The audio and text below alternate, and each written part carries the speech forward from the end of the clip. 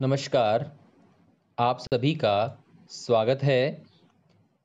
मैं N Rajendra Singh, assistant professor, department of political science, BSR, government arts college Alwar. यह political science department का YouTube channel BSR political science classes है। हम लोग BA part second के प्रथम प्रश्न पत्र का अध्ययन कर रहे हैं और जो हमारा विषय चल रहा है वह है ब्रिटिश संविधान। और ब्रिटिश संविधान में हमारे व्याख्यान का जो विषय है वह है ब्रिटिश मंत्रिमंडल या ब्रिटिश कैबिनेट। इस ब्रिटिश मंत्रिमंडल या कैबिनेट के बारे में हम लोग पिछले वीडियो में कुछ बिंदुओं पर कुछ बातों पर चर्चा कर चुके हैं, जैसे कैबिनेट या मंत्रिमंडल का महत्व, उसका अभिप्राय, उसका गठन और मंत्रिमंडल और मंत्रिपरिषद में क्या अंतर होता है। इन बातों की चर्चा हमने हमारे पिछले वीडियो में की थी और उसी क्रम में हम आगे बढ़ते हुए आज इसका हम दूसरा भाग लेकर आए हैं और इसके अंतर्गत हम कुछ बिंदुओं की चर्चा करेंगे। तो सबसे पहले हम देखते हैं मंत्रिमंडल की कार्य पद्धति। तो ब्रिटिश मंत्रिमंडल है, उसकी कार्य पद्धति के बारे में हम देखते हैं कि मंत्रिमंडल की कार्य पद्धति किस प्रकार की है। सम्राट जॉर्ज प्रथम जो ब्रिटेन के सम्राट थे, उनके समय से ही सम्राट ने मंत्रिमंडल की बैठकों में भाग लेना बंद कर दिया था। इस बारे में हमने चर्चा पहले भी आपके साथ की है कि सम्राट जॉर्ज प्रथम ने मंत्रिमंडल की बैठकों में भाग लेना बंद कर दिया था और अब यह मंत्रिमंडलीय ब्रिटेन के अंतर्गत मंत्रिमंडलीय पद्धति का एक सिद्धांत बन गया है कि सम्राट जो है मंत्रिमंडल की बैठकों की अध्यक्षता नहीं करेगा, अपितु कौन करेगा? प्रधानमंत्री। तो एक परंपरा ब्रिटेन में विकसित हुई सम्राट जॉर्ज प्रथम के समय से कि प्रधानमंत्री मंत्रिमंडल की बैठकों की की अध्यक्षता या उसका सभापतित्व करता है। जब संसद का अधिवेशन हो रहा हो तब मंत्रिमंडल की सप्ताह में 2 बार बैठकें होती हैं। ये बहुत इंपॉर्टेंट बात है। आप देखिए कि जब संसद का अधिवेशन हो रहा हो तब मंत्रिमंडल की सप्ताह में 2 बार बैठकें होती हैं और जब संसद का अधिवेशन नहीं होता है तो सप्ताह में 1 बार ही बैठक होती है। इसके अतिरिक्त प्रधानमंत्री आवश्यकता अनुसार भी मंत्रिमंडल की बैठकें कभी भी बुला सकता है। संसदीय कार्यक्रम, परराष्ट्र नीति और प्रधानमंत्री द्वारा प्रस्तावित अन्य विषयों के संबंध में इन बैठकों में विचार विमर्श किया जाता है। जो मंत्रिमंडल की बैठकें होती हैं उनमें किन बातों पर या किन विषयों पर चर्चा की जाती है? संसदीय कार्यक्रम, परराष्ट्र नीति और प्रधानमंत्री द्वारा प्रस्तावित अन्य विषयों पर। अपने कार्यों के सुचारू संचालन के लिए मंत्रिमंडल के द्वारा अनेक स्थायी और अस्थायी समितियों का निर्माण किया जाता है। मंत्रिमंडल के बहुत से कार्य होते हैं तो उनके सुचारू संचालन के लिए वह अनेक स्थायी और अस्थायी समितियों का निर्माण करती है। मंत्रिमंडल की सहायता और वास्तविक प्रशासन के संचालन के लिए एक मंत्रिमंडलीय सचिवालय भी होता है। ठीक है, तो यह मंत्रिमंडल की कार्यपद्धति के बारे में जानकारी है। हम आगे बढ़ते हैं। मंत्रिमंडल के कार्य तथा शक्तियां। तो हम यहां यह जानने का प्रयास करेंगे कि मंत्रिमंडल के क्या कार्य होते हैं ब्रिटेन में और उसकी क्या शक्तियां हैं। तो जैसा कि आप लोग जानते हैं, मंत्रिमंडल के जो कार्य होते हैं या उसकी जो शक्तियां होती हैं उनका कोई कानूनी या वैधानिक आधार नहीं है, क्योंकि ब्रिटेन का संविधान परंपराओं पर आधारित है। तो मंत्रिमंडल के कार्य और शक्तियां भी वहां पर परंपरागत हैं, यानी परंपराओं पर आधारित हैं। जहां तक वैधानिक स्थिति का संबंध है, मंत्रिमंडल सम्राट की एक परामर्शदात्री समिति होती है। ठीक है, किंतु वास्तविक स्थिति क्या है? सम्राट की सभी शक्तियों का उपयोग कैबिनेट या मंत्रिमंडल के द्वारा ही किया जाता है। ठीक है, सिद्धांत के रूप में तो क्या है?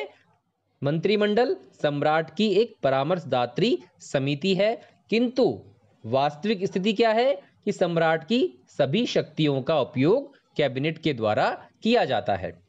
राजतंत्र के लोकतंत्रीकरण की प्रक्रिया, यह शब्दावली कई बार आई है। राजतंत्र के लोकतंत्रीकरण की प्रक्रिया में राजा के पद की शक्तियां ज्यों-ज्यों कम होती गई, मंत्रिमंडल की शक्तियां वैसे ही बढ़ती चली गई। इस संबंध में सर जॉन मैरियट कहते हैं, मंत्रिमंडल एक ऐसा केंद्र बिंदु है जिसके चारों ओर समस्त राजनीतिक यंत्र घूमता है। तो इस प्रकार के जो कथन होते हैं विभिन्न विचारकों के, उनको आप याद रखिएगा। कई बार इनमें से छोटे प्रश्न आप परीक्षाओं में पूछे गए हैं, पूछे जाते रहे हैं। तो सर जॉन मैरियट कहते हैं, मंत्रिमंडल एक ऐसा केंद्र बिंदु है जिसके चारों ओर समस्त राजनीतिक यंत्र घूमता है। इसी प्रकार ग्लैडस्टोन क्या कहते हैं, मंत्रिमंडल वह सूर्य पिंड है जिसके चारों ओर अन्य पिंड घूमते रहते हैं। ठीक है, मंत्रिमंडल क्या है, वह सूर्य पिंड है जिसके चारों ओर अन्य पिंड घूमते रहते हैं। जैसे हमारे सौर मंडल में होता है, सूर्य के चक्कर लगाते हैं बहुत से ग्रह। हाल्डेन समिति के प्रतिवेदन में मंत्रिमंडल को संपूर्ण शासन तंत्र का मुख्य आधार बताया गया है। हाल्डेन समिति का जो प्रतिवेदन था उसमें मंत्रिमंडल को संपूर्ण शासन तंत्र का मुख्य आधार बताया गया है। मंत्रिमंडल ब्रिटिश शासन व्यवस्था का हृदय है और ब्रिटिश शासन व्यवस्था में मंत्रिमंडल को जितनी महत्वपूर्ण स्थिति प्राप्त है उतनी शासन के अन्य किसी भी अंग को नहीं है। तो मंत्रिमंडल क्या है, ब्रिटिश शासन व्यवस्था का हृदय है और उसे बहुत महत्वपूर्ण स्थिति प्राप्त है ब्रिटिश शासन व्यवस्था के अंतर्गत। अब इनके जो कार्य हैं उनकी चर्चा हम निम्न बिंदुओं के अंतर्गत करते हैं। पहला है कार्यपालिका संबंधी कार्य। ठीक है, मंत्रिमंडल ही ब्रिटेन की वास्तविक कार्यपालिका है, हम इस बारे में पहले चर्चा कर चुके हैं। और इस रूप में उसके द्वारा व्यापक शक्तियों का प्रयोग किया जाता है। वे कौन कौन सी शक्तियां हैं हम देखते हैं। राष्ट्रीय नीति निर्धारित करना। ठीक है, मंत्रिमंडल का सबसे अधिक महत्वपूर्ण कार्य राष्ट्रीय नीति को निर्धारित करना है और मंत्रिमंडल द्वारा जो नीति निर्धारित की जाती है उस पर ही समस्त प्रशासनिक व्यवस्था चलती है। मंत्रिमंडल यह निश्चित करता है कि आंतरिक क्षेत्र में प्रशासन के विभिन्न विभागों द्वारा और वैदेशिक क्षेत्र में दूसरे देशों के साथ संबंध के विषय में किस प्रकार की नीति अपनाई जाएगी। आंतरिक क्षेत्र और बाहरी क्षेत्र में अपनाई जाने वाली नीति को निश्चय कौन करता है, मंत्रिमंडल, चाहे घरेलू मामले हों चाहे वैदेशिक मामले हों। दूसरा है राष्ट्रीय कार्यपालिका का सर्वोच्च नियंत्रण।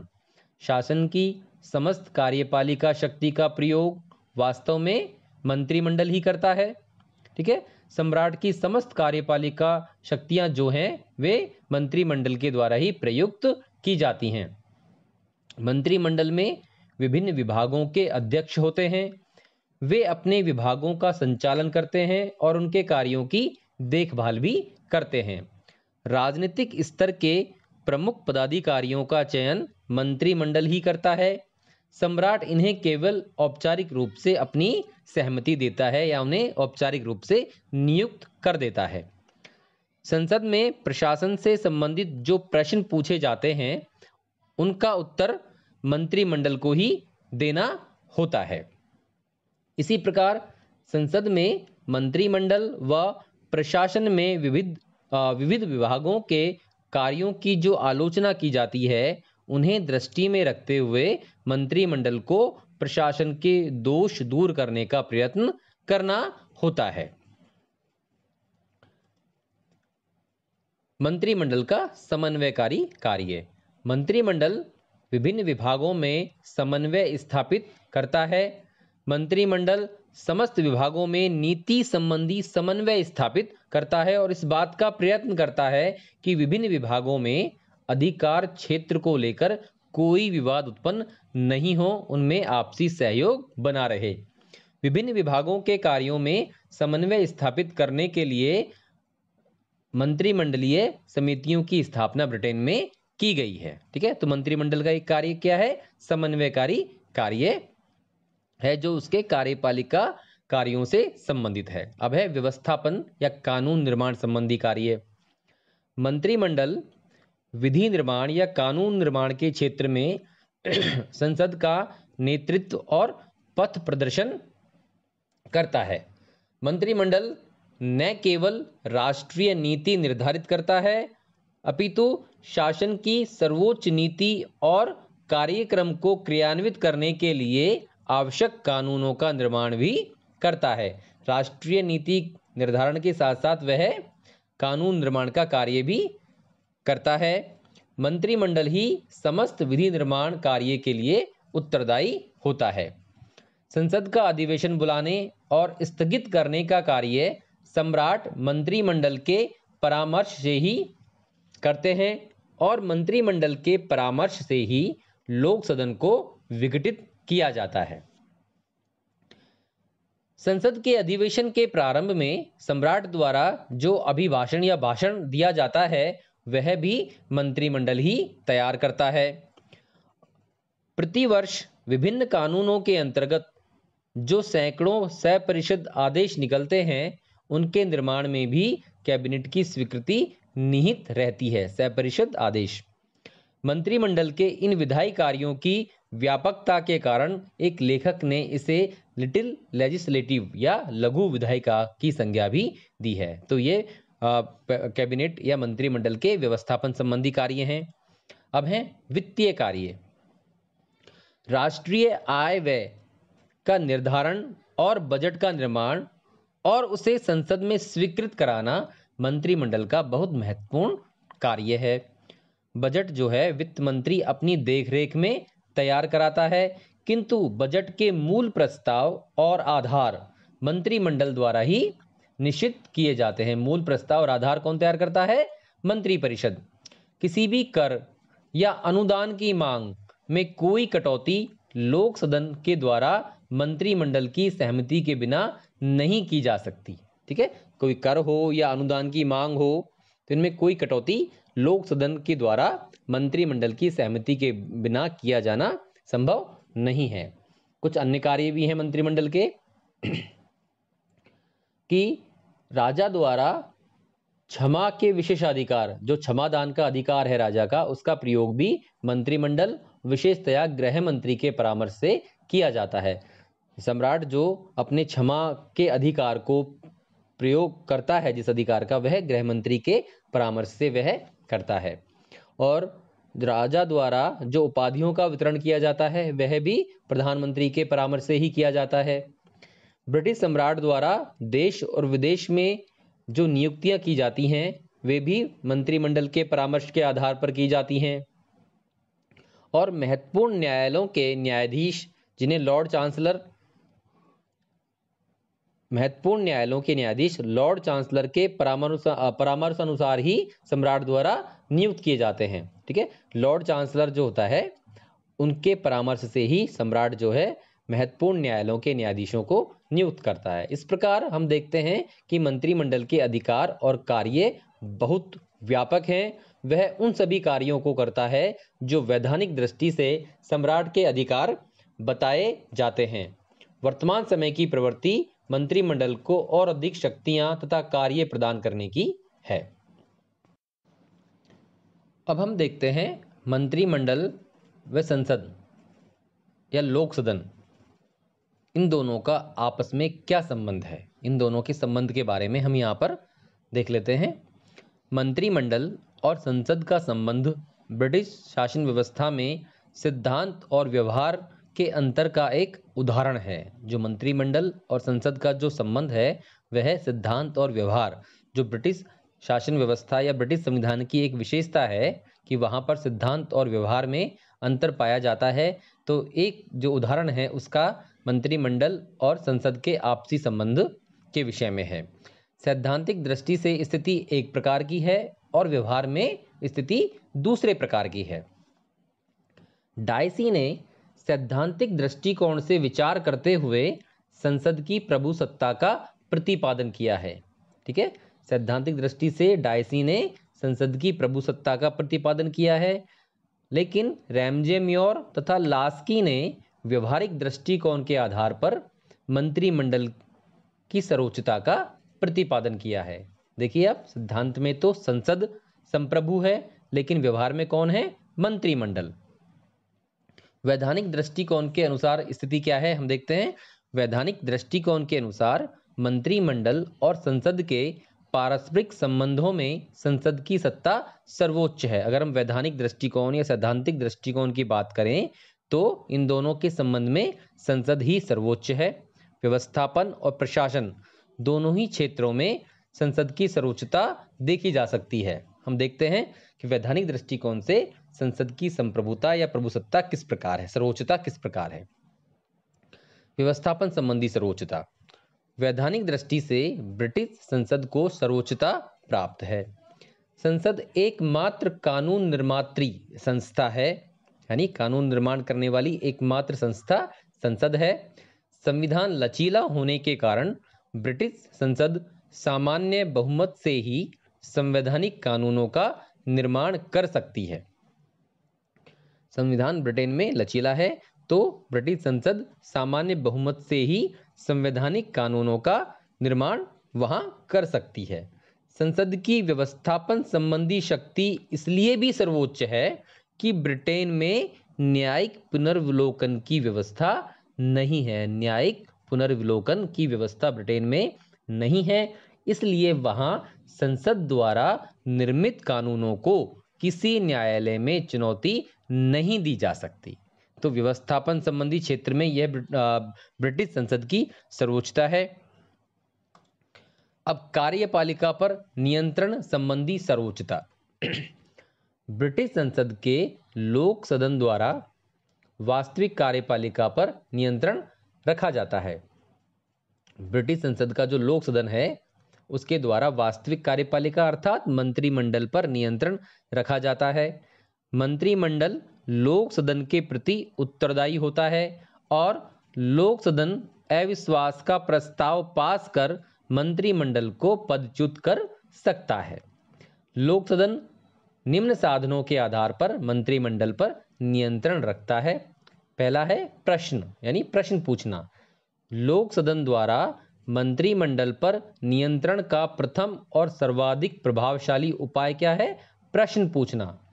ये प्रश्न संसद के किसी भी सदस्य द्वारा मंत्री से उसके विभाग से संबंधित कार्यों के विषय में पूछे जाते हैं या पूछे जा सकते हैं, और प्रश्न पूछे जाने की आशंका मंत्रियों को सदैव भयग्रस्त रखती है, अर्थात वे डरे रहते हैं प्रश्न पूछने की आशंका के कारण, क्योंकि इन प्रश्नों से उनके दोष, उनके कार्यों के दोष प्रकाश में आते हैं और उनकी विभागीय नीति की आलोचना होती है। तो लोक सदन मंत्रिमंडल पर नियंत्रण रखता है प्रश्न पूछकर। दूसरा है वाद विवाद। वाद विवाद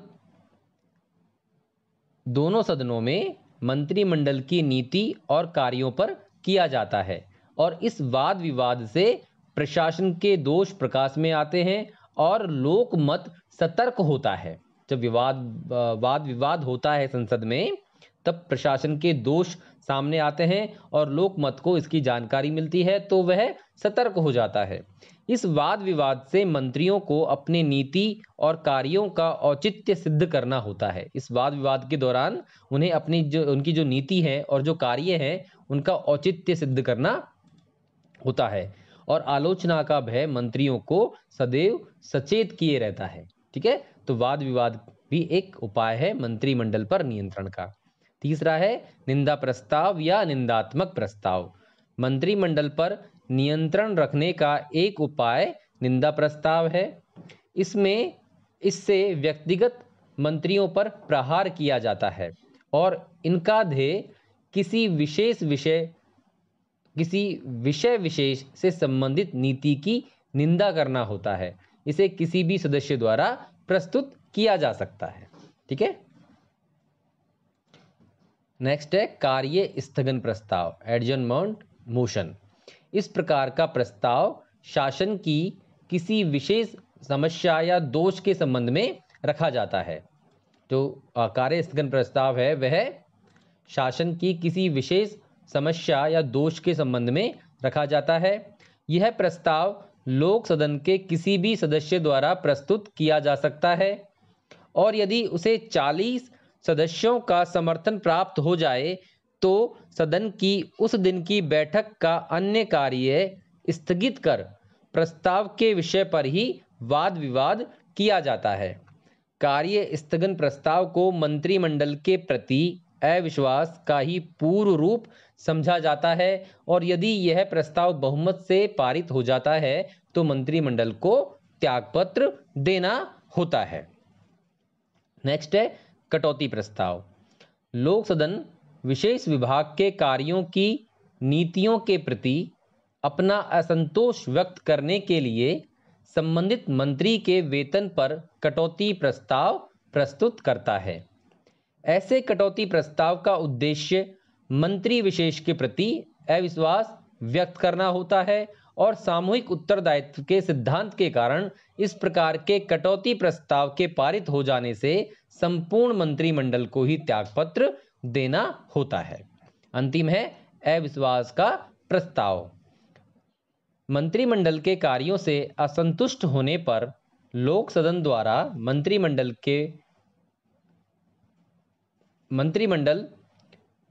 के विरुद्ध अविश्वास का प्रस्ताव पारित किया जा सकता है। ऐसा प्रस्ताव पारित हो जाने पर जरूरी है कि मंत्रिमंडल या तो त्यागपत्र दे या सम्राट को परामर्श दे कि वह लोक सदन को विघटित कर दे। ठीक है, तो ये उपाय हैं जिनके माध्यम से कानूनी रूप से जो लोक सदन है या संसद है वह मंत्रिमंडल पर नियंत्रण रखती है। तीसरा है वित्तीय क्षेत्र में लोक सदन की सर्वोच्चता। लोक सदन द्वारा बजट को स्वीकार किए बिना मंत्रिमंडल के द्वारा आय व्यय से संबंधित कोई कार्य नहीं किया जा सकता। इस प्रकार हम देखते हैं कि वित्तीय क्षेत्र में भी लोक सदन की सर्वोच्चता है वैधानिक दृष्टि से। ठीक है, सैद्धांतिक दृष्टिकोण से तो सैद्धांतिक दृष्टिकोण से हम मंत्रिमंडल पर लोक सदन की सर्वोच्चता यहाँ देखते हैं और इस कारण अनेक विद्वान मंत्रिमंडल को संसद की एक समिति कहते हैं। अब ये तो हुई सिद्धांत की बात। अब बात करते हैं हम व्यवहार की कि व्यवहार में स्थिति ब्रिटेन में क्या है। सैद्धांतिक दृष्टि से मंत्रिमंडल जो है उसको संसद की समिति भले ही कहा जाता हो, लेकिन व्यवहार में स्थिति नितांत इसके विपरीत वहां पर मौजूद है। मंत्रिमंडल जो कि सिद्धांत में लोक सदन का दास आपको दिखाई देता है, व्यवहार में वह लोक सदन या संसद का स्वामी हो गया है। जेनिंग्स का मत है राजनीतिक दलों के प्रभाव के कारण वास्तव में मंत्रिमंडल ही लोक सदन पर नियंत्रण रखता है, न कि लोक सदन मंत्रिमंडल पर। ठीक है, जेनिंग्स बहुत महत्वपूर्ण बात कहते हैं कि राजनीतिक दलों के प्रभाव के कारण वास्तव में मंत्रिमंडल ही लोक सदन पर नियंत्रण रखता है, न कि लोक सदन मंत्रिमंडल पर। इसी प्रकार कार्टर का कहना है कि यह लोक सदन से नियंत्रित होने के बजाय लोक सदन को नियंत्रित करता है। ठीक है ना। अब देखते हैं कि मंत्रिमंडल की सर्वोच्चता किस प्रकार है। अब बात करते हैं व्यवस्थापन क्षेत्र की। पहला, व्यवस्थापन के क्षेत्र में कानून निर्माण के क्षेत्र में व्यवहारिक स्थिति यह है कि प्रमुख कानूनों के प्रारूप जो हैं मंत्रिमंडल द्वारा ही तैयार किए जाते हैं और संसद इन विधेयकों को सामान्यतया उसी रूप में पारित कर देती है जिस रूप में मंत्रिमंडल ने इन्हें प्रस्तावित किया था। यदि उनमें कोई संशोधन किए जाते हैं तो केवल वे ही जो मंत्रिमंडल को स्वीकार होते हैं या उसे मान्य होते हैं। इसी प्रकार वे ही गैर सरकारी विधेयक संसद से स्वीकृत हो पाते हैं जिन पर मंत्रिमंडल की कृपा हो या जिन्हें मंत्रिमंडल ने अपनी सहमति दी हो। इस प्रकार व्यवस्थापन के क्षेत्र में मंत्रिमंडल ही लोक सदन का मार्ग निर्देशन करता है। एडम्स के कथन का यहां हम उल्लेख कर सकते हैं, लोक सदन की स्थिति एक ऐसी रजिस्टरिंग मशीन की भांति हो जाती है जो एक अन्य संस्था द्वारा किए गए निर्णयों को रिकॉर्ड करने का काम करे। अब तो कैबिनेट ही वास्तविक विधायिका है। कार्यपालिका क्षेत्र में हम देखते हैं, यद्यपि सैद्धांतिक दृष्टि से लोक सदन के द्वारा मंत्रिमंडल के विरुद्ध अविश्वास का प्रस्ताव पारित कर उसे पदच्युत किया जा सकता है, किंतु व्यवहार में जैसा कि सिडनी लॉ, एक विचारक है सिडनी लॉ, लिखते हैं लोक सदन के प्रांगण में आजकल कैबिनेट कभी पराजित होती ही नहीं है। ठीक है ना। अविश्वास प्रस्ताव का तात्पर्य है लोक सदन के बहुमत दल द्वारा शासन की शक्ति विरोधी दल को सौंपना। लोक सदन के बहुमत द्वारा शासन की शक्ति अपने विरोधी दल को सौंप देना, और बहुमत दल ऐसा कभी नहीं करना चाहेगा। इसके अतिरिक्त यदि अविश्वास प्रस्ताव पारित भी हो जाए तो प्रधानमंत्री के द्वारा त्यागपत्र देने के बजाय सम्राट को परामर्श देकर लोक सदन को विघटित कराया जा सकता है। ठीक है। तो कार्यपालिका क्षेत्र में भी हम देखते हैं कि मंत्रिमंडल जो है लोक सदन पर हावी है और अधिक शक्तिशाली दिखाई देता है। अब वित्तीय क्षेत्र की बात करते हैं। लोक सदन द्वारा बजट में कटौती करने की जो बात है वह केवल सैद्धांतिक है। व्यवहार में लोक सदन यह कार्य कभी नहीं करता। आय, व्यय और अन्य सभी वित्तीय प्रश्नों के संबंध में अंतिम निर्णायक शक्ति मंत्रिमंडल के पास ही होती है। तो तथ्य क्या है कि जब एक ही राजनीतिक दल की सरकार होती है और शासक दल को लोक सदन में स्पष्ट बहुमत प्राप्त होता है, तब व्यवहार में मंत्रिमंडल संसद से नियंत्रित नहीं होता, वरन संसद को नियंत्रित करता है। लेकिन जब कभी गठबंधन सरकार बनती है तब संसद पर मंत्रिमंडल का नियंत्रण जो है शिथिल हो जाता है तथा दोनों संस्थाओं के बीच संबंधों की वास्तविक स्थिति पर अनेक तत्वों का प्रभाव पड़ता है। ठीक है।